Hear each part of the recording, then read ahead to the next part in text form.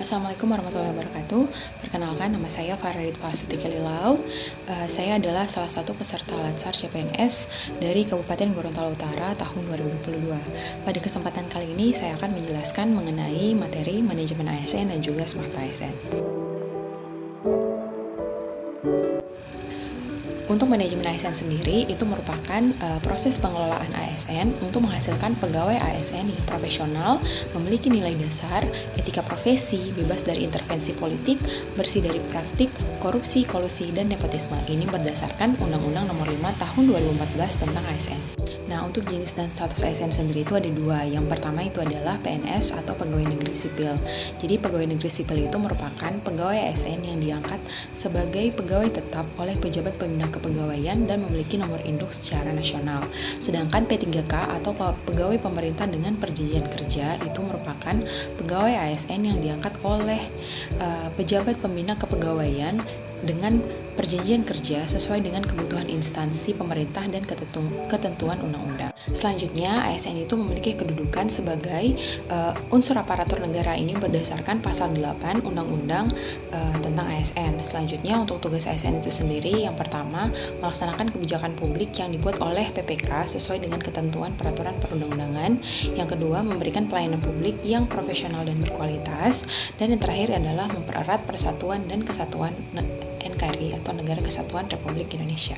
Selain itu, ASN itu juga memiliki fungsi sebagai pelaksana kebijakan publik, pelayan publik, dan perekat dan pemersatu bangsa. Ini berdasarkan pasal 10 Undang-Undang ASN. Kemudian untuk peran ASN sendiri berdasarkan pasal 12 Undang-Undang ASN itu adalah perencana, pelaksana, dan pengawas penyelenggaraan tugas umum pemerintahan dan pembangunan nasional melalui pelaksanaan kebijakan dan pelayanan publik yang profesional, bebas dari intervensi politik, serta bersih dari praktik korupsi, kolusi, dan nepotisme.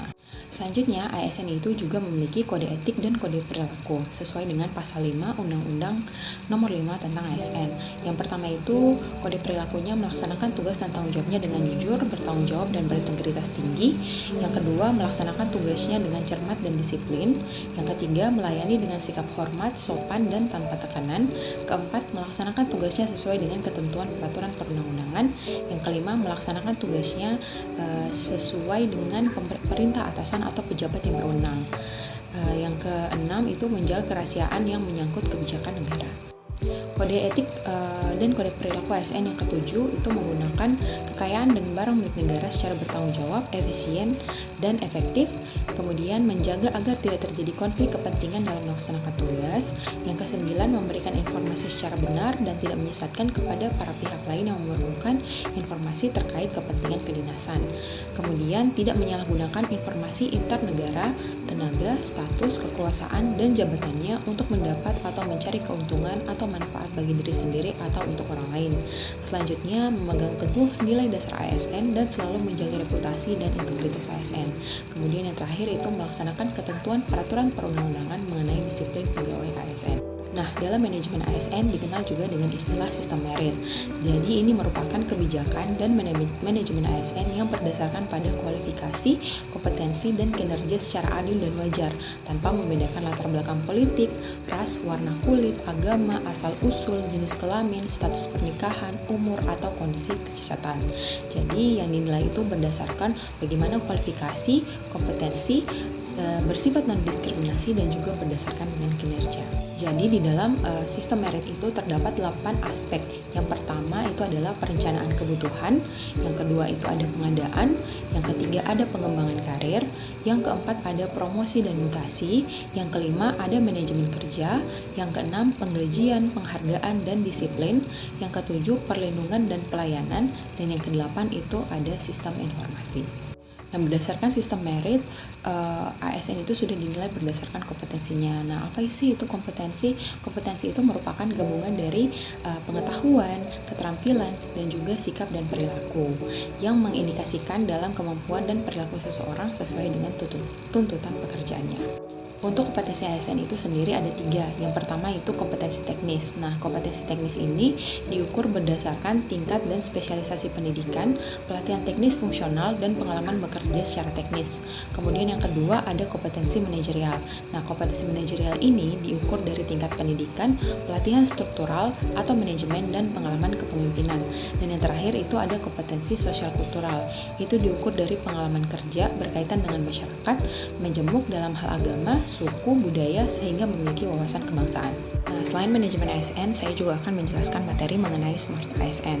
Nah, Smart ASN ini berdasarkan visi misi Presiden dan Wakil Presiden periode 2019 sampai 2024, yakni aparatur sipil negara yang profesional atau Smart ASN dan bekerja dalam lingkungan kerja yang berbasis teknologi informasi atau Smart Office. Nah, untuk misinya itu salah satunya adalah reformasi pendidikan dan pelatihan ASN agar lebih sinergis menjadi learning governance, bisa sesuai dengan pencapaian kinerja organisasi, serta transformasi ke knowledge management yang berkelanjutan.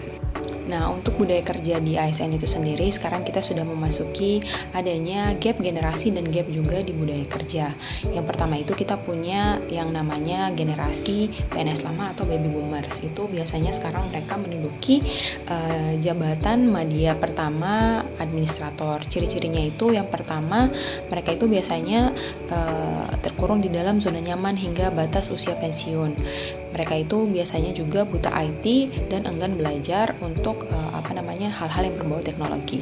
Selain baby boomers, terdapat juga PNS generasi X dan Y. Nah, biasanya mereka menduduki jabatan administrator atau pengawas, dan mereka juga memiliki ciri-ciri yang pertama itu mencari peluang pengembangan karir, dan sebagian besar itu sudah sadar akan IT. Nah, baru-baru ini juga lingkungan ASN itu sudah dimasuki oleh generasi milenial atau disebut juga generasi Z. Mereka ini biasanya menduduki jabatan pelaksana dan memiliki ciri-ciri cerdas, kreatif, multitasking, dan memiliki pengetahuan teknologi yang lebih dibandingkan dua generasi sebelumnya. Nah, sebagai ASN yang sudah menggunakan teknologi dalam sebagian besar aspek pekerjaan kita, tentunya kita harus memiliki yang namanya literasi digital. Jadi terdapat 4 aspek atau komponen dalam literasi digital itu sendiri. Yang pertama ada digital skill, yang kedua ada digital culture, yang ketiga ada digital ethics, dan yang keempat ada digital safety. Nah, untuk digital skill itu sendiri adalah kemampuan untuk mengetahui, memahami, dan menggunakan perangkat keras, piranti lunak, TIK, serta sistem operasi digital dalam kehidupan sehari-hari. Yang kedua ada digital culture. Nah, digital culture itu merupakan kemampuan membaca, menguraikan, membiasakan, memeriksa, dan membangun wawasan kebangsaan, nilai Pancasila, dan Bhinneka Tunggal Ika dalam keseharian dan digitalisasi kebudayaan melalui pemanfaatan TIK. Nah, selanjutnya ada juga yang namanya digital ethics. Nah, digital ethics ini merupakan kemampuan menyadari, mencontohkan, menyesuaikan diri, merasionalkan, mempertimbangkan, dan mengembangkan tata kelola etika digital atau netiquette dalam kehidupan sehari-hari. Nah, dan yang terakhir itu ada digital safety. Digital safety ini merupakan kemampuan mengenali, mempolakan, menerapkan, menganalisis, menimbang, dan meningkatkan kesadaran, perlindungan data pribadi, dan keamanan digital dalam kehidupan sehari-hari. Nah, dengan memiliki digital skill yang sudah saya jelaskan tadi, diharapkan ASN itu bisa menggunakan teknologi untuk mengembangkan produktivitas di dalam dunia kerja. Nah, digital skill ini juga berfungsi sebagai kompas ASN dalam bertindak di dalam sosial media dan juga menggunakan teknologi, sehingga bisa terhindar dari kejahatan-kejahatan yang ada di dalam sosial media seperti hate speech, menyebarkan berita hoax, dan juga terlindungi dari adanya penipuan-penipuan yang bisa terjadi di dalam internet ataupun dalam sosial media seperti itu. Nah, itulah teman-teman mengenai materi manajemen ASN dan Smart ASN yang bisa saya sampaikan. Semoga informasi ini dapat berguna bagi kita semua. Terima kasih. Assalamualaikum warahmatullahi wabarakatuh.